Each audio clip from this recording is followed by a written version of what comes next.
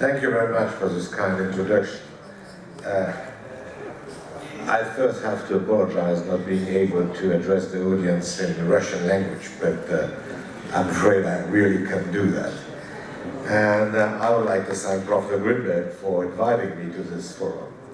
So, in a nutshell, my view is that we have no other way to have economy functioning than the market economy, even if this market economy has a lot of drawbacks. And the problem is, how are we able to correct the drawbacks? And we haven't been so able to do it. We have been underestimating the drawbacks, especially the way market economy creates inequalities within a country, among countries. And the most recent big crisis, 2008, 2009, 2010, with still consequences today, has its roots in this increase in world inequality. Why is it so? Because economic theory is not really physics, as economists do believe.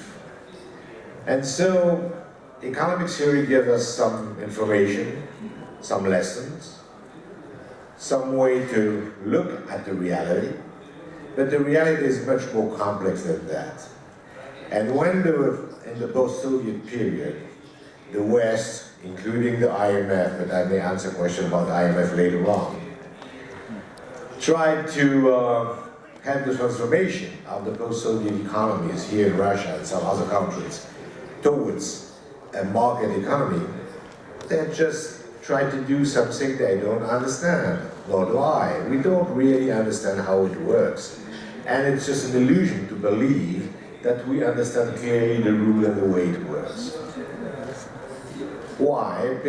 Mostly because economy is not just like physics, it is something which includes human beings, culture, history.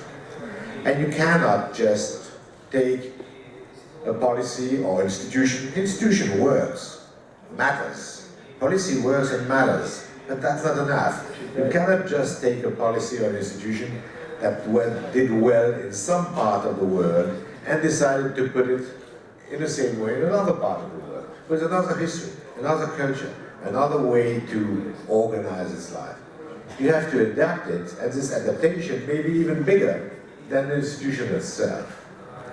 As a result of that, the attempt of the Europeans, the Americans, let's say the Westerners, to create here in Russia and some other country the same kind, exactly the same kind of mechanism that the one they were used to, was, I guess, one of the main causes of the failure.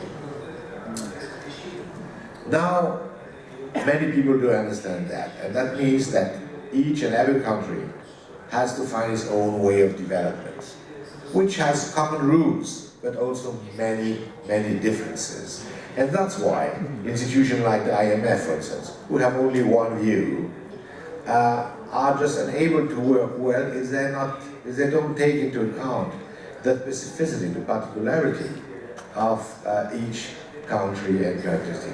You won't have here in Russia for a long time the same kind of economy that we have in France. Same for Brazil, same for China. Comparisons are useful. You can learn from the comparison, but you cannot just do exactly the same thing in this different part of the world. Here, you suffer clearly from an economy which is based on, largely based on natural resources, and after the collapse of growth during the 90s and the spectacular growth since 1999 2000, now the problem is directly led to this question of relying on natural resources, especially oil and gas. So you need specific strategy which have nothing to do, even if it's a market economy. Market economy 1 and market economy 2 are very different. This one needs a specific strategy which has little to do with the economic strategy you may use in the US, in Brazil, in Africa, in Europe, wherever. And that's why institutions need to adapt. That's what I tried to do in the IMF, with some success and some failure.